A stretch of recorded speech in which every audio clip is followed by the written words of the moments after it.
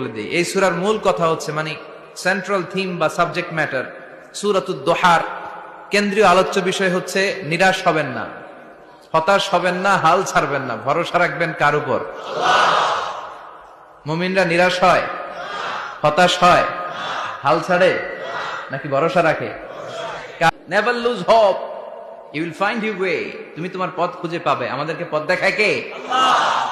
এজন্য সূরাতুদ দোহার কেন্দ্রীয় আলোচ্য বিষয় হচ্ছে হতাশ হওয়া যাবে না, নিরাশ হওয়া যাবে না, হাল ছাড়া যাবে না, ভরসা রাখতে হবে একজনের উপরে। চিৎকার করে বলেন, তিনি কে?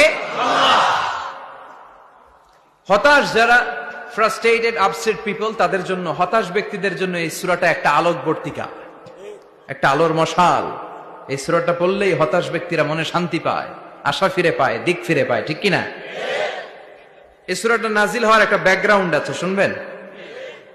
বিষ্ণু ঈসা ইসলামের কাছে যখন ওহী নাজিল হতে শুরু করলো, বিষ্ণু ঈসা ইসলাম ওহীর কথাগুলো পৌঁছে দিতে লাগলেন।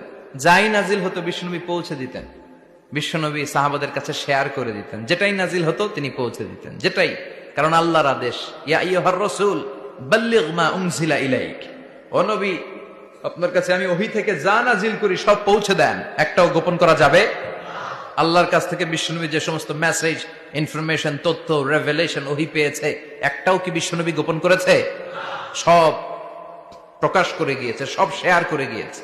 বিশ্বনবী শেয়ার করতে লাগলেন। সকালে যা নাজিল হয় শেয়ার করেন, দুপুরে নাজিল হয় শেয়ার করেন, রাতে নাজিল হয় শেয়ার করেন, শেয়ার করতে লাগলেন।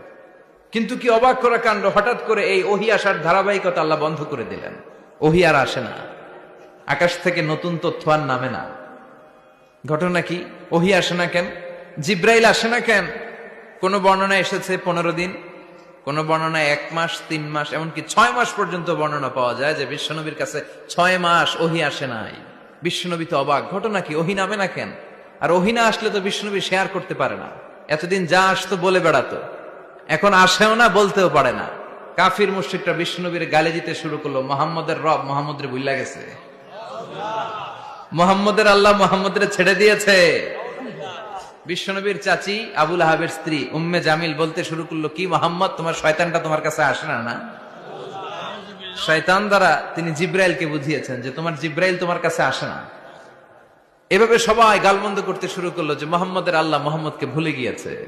বিষ্ণু ঈসা ইসলাম নিজেও হতাশ হয়ে গেলেন। কি রে, ওহী আসে না কেন? আমার কোনো ভুল হচ্ছে না তো? আমার কোনো অপরাধ হয়ে গেল না তো? আল্লাহ কি আমার উপর অসন্তুষ্ট হয়েছেন? আল্লাহ কি আসলেই আমারে ভুলে গেছেন?